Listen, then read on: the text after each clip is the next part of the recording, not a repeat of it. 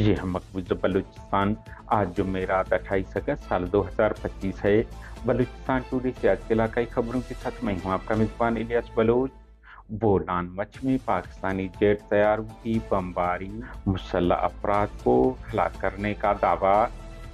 خضدار کراچی سے جبری لاپتہ محمد یوسف قلندرانی کی بازیابی کے لیے کوئٹہ کراچی شاہراہ کو سنی خضدار کے مقام پر بلاک کر دیا گیا۔ بعد ازاں شام کے وقت انتظامیہ کے ساتھ کامیاب مذاکرات ہوئے اور دھرنا ختم کر کے راستہ کھول دیا گیا۔ بلوچستان کی کھٹ پتلی حکومت نے حال ہی میں مہرنگ بلوچ اور دیگر کی رہائی کے لیے دھرنا دینے اور دھرنے کے دوران انٹرویو دینے والے بی این پی کے سربراہ سردار اختر جان مینگل کے خلاف دہشت گردی کی ایف آئی آر درج کرا دی۔